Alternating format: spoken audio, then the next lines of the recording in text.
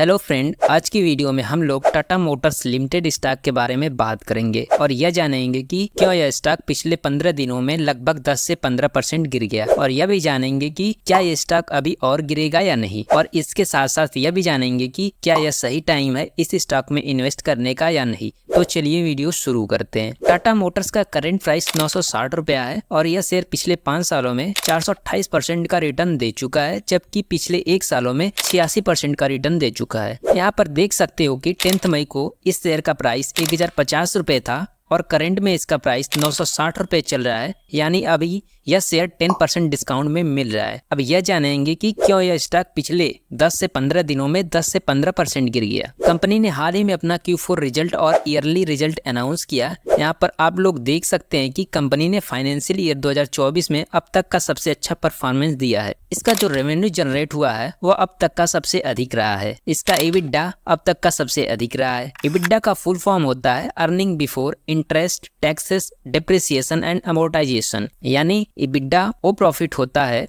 जो company interest, tax, depreciation और amortisation को घटाने से पहले कमाती है। अगर आप आसान भाषा में समझे तो EBITDA किसी कंपनी का ऑपरेशनल लेवल का प्रॉफिट होता है, यानी कि इंटरेस्ट, टैक्स, डेप्रिसिएशन और अमोर्टाइजेशन ना हो तो EBITDA कंपनी का वास्तविक प्रॉफिट माना जा सकता है। और इसका net cash, PBT, free cash flow and dividend द्वारा जो रेवेन्यू जनरेट हुआ है वह अब तक का सबसे अधिक रहा है। और यहाँ पर देख सकते हो कि कंपनी ने अपना डेब्ट कम किया है। टाटा मोटर्स लिमिटेड इंडिया अब डेब्ट फ्री है और जैगवार लैंड रोवर इस साल डेब्ट फ्री हो जाएगा। डेब्ट के हिसाब से देखें तो कंपनी के लिए अच्छी बात है कि वो अपना डेब्ट कम कर ली है। अब कंपनी का कंसोलिडेटेड ट्रेंड देखते हैं। कंपनी का ROCE यानी return on capital employed financial year 2022 में 1% था, जबकि फाइनेंशियल ईयर 2024 में 18.7% हो गया, यानी इसके ROCE में एक मैसिव जंप देखने को मिला, जो कि यह अच्छी बात है। और कंपनी का free cash flow financial year 2022 में 9.5 था, जबकि फाइनेंशियल ईयर 2024 में 26.9 थाउजेंड करोड़ हो गया, यानी कंपनी का free cash flow year on year बढ़ता जा रहा है, जो कि कंपनी के लिए अच्छी बात है। और कंपनी का PBT यानी profit before tax financial year 2023 में 1.8 हजार करोड़ था, जबकि फाइनेंशियल ईयर 2024 में 28.9 हजार करोड़ हो गया, यानी इसके PBT में एक मैसिव जंप देखने को मिला।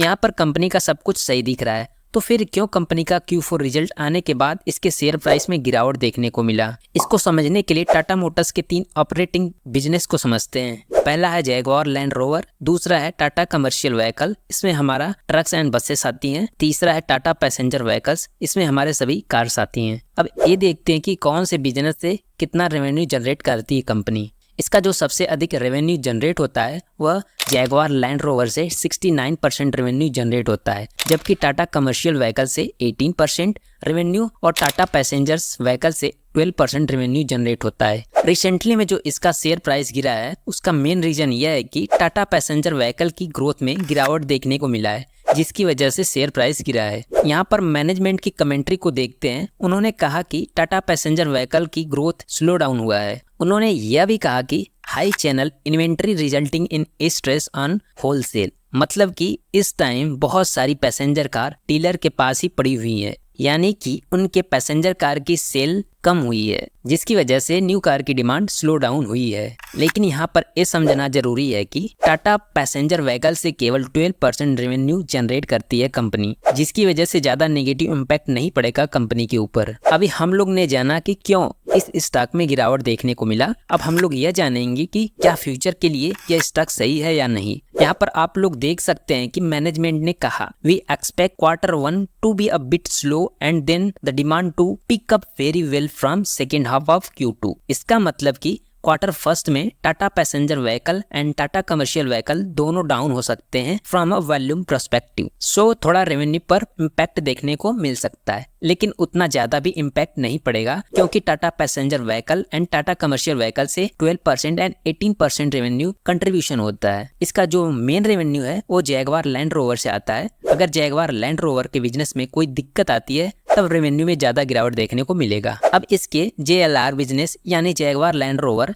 के बिजनेस को देखते हैं। यहाँ पर आप लोग देख सकते हो कि इन्होंने लैंड रोवर के कुछ न्यू मॉडल को लॉन्च करने का प्लान किया है, जिसमें range rover electric, range rover sport, and defender octa शामिल है। और यहाँ पर आप लोग देख सकते हो कि डिस्कवर एंड जैगुआर के कंपैरिजन में रेंज रोवर एंड डिफेंडर सबसे फास्ट सेलिंग होने वाला व्हीकल है। और जो ये लोग रेंज रोवर इलेक्ट्रिक लॉन्च करने वाले हैं उसके लिए पहले से ही 33,000 लोग वेटिंग लिस्ट में है इस कार को लेने के लिए। तो मेरे हिसाब से जैगुआर लैंड रोवर आने वाले टाइम में भी अच्छा परफॉर्मेंस करने वाली है। तो ओवरऑल इस रिपोर्ट में हम लोगों ने देखा कि JLR बिजनेस अच्छा ग्रोथ दिखा रहा है और commercial vehicle and passenger vehicle इस क्वार्टर अच्छा ग्रोथ नहीं दिखाया, जिसकी वजह से शेयर प्राइस में गिरावट देखने को मिला। लेकिन यह शॉर्ट टर्म गिरावट है, आने वाले टाइम में इसका शेयर प्राइस बढ़ने वाला है। तो मेरे हिसाब से यहाँ पर एक बाइंग अपॉर्चुनिटी बन रही है। और Tata Motors passenger vehicle and commercial vehicle को डिमर्ज करने वाली है। Land rover and Tata motor passenger एक कंपनी बनने वाली है, जबकि टाटा कमर्शियल व्हीकल एक अलग कंपनी बनने वाली है।